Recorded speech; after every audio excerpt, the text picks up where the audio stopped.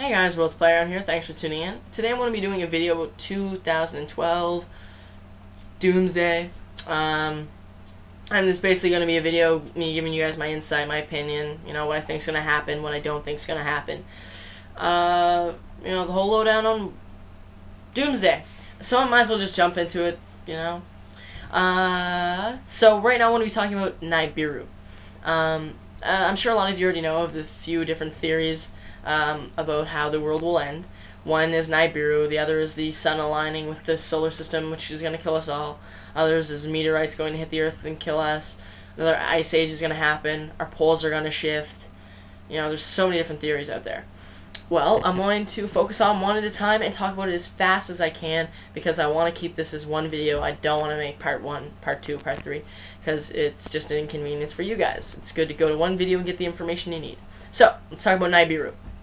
Nibiru is apparently the missing planet from our solar system, also known as Planet X, X indicating the unknown planet, or like a variable. This planet, no one knows if it exists or doesn't. But a lot of people say that this planet is what actually created the Earth.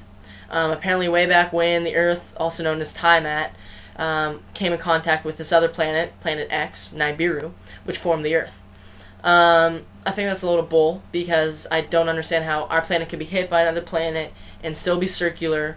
I think it's very odd how our planet could be hit and then just stay on its orbit with the sun and all this stuff. But anyway, apparently this unknown planet resurfaces or is visible every 3,600 years, and apparently the year 2012 is when it will once again come into our orbit and it will be in contact with the Earth and kill us all.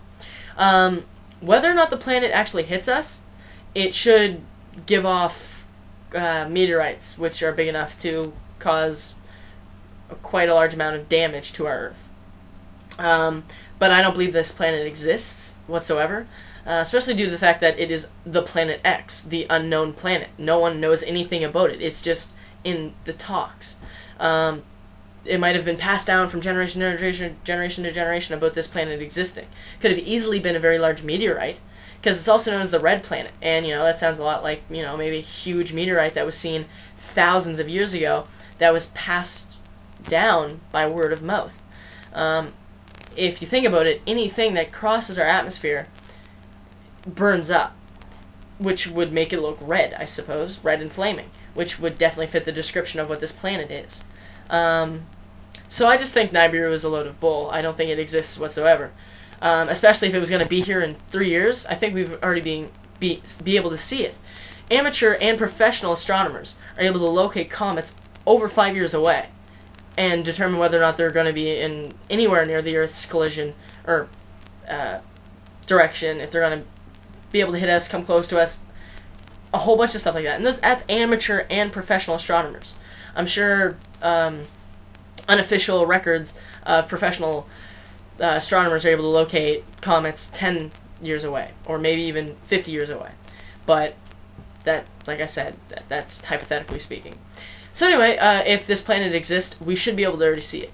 Apparently with the IRS, a satellite that was put out in the atmosphere, took pictures and was able to determine that there was this huge planet, huge as in the size of Jupiter. But how come we've never talked about that? How come we've never heard about that? How come NASA never released these images or photos?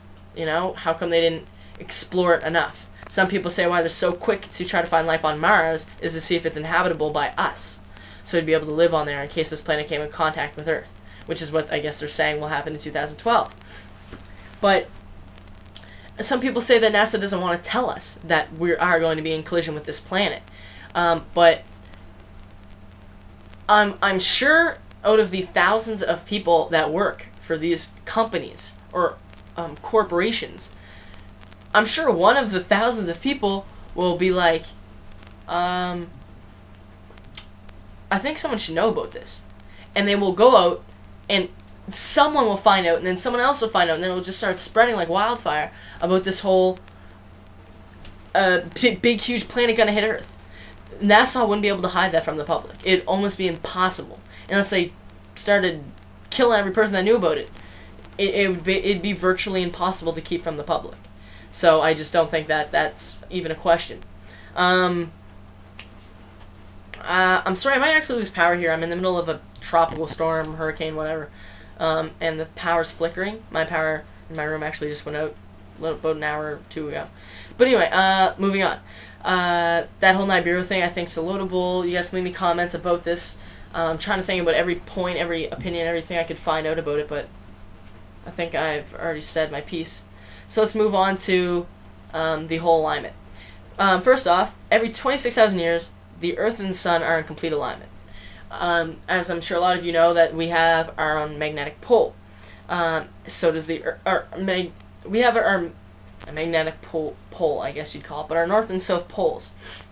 I'm sure a lot of you have seen photos of what the Earth looks like and what our magnetic poles look like as well.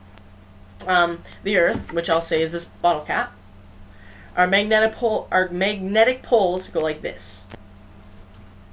This would be north, this would be south, and they go like this. And they would go around, connect back, same thing with the other side, go around and connect back. Now the Sun is the exact same way, but on one side of the Sun it's 3 times as powerful as the other. Now, at those points where the loops reconnect, that's north, that's south. The Sun has those same points.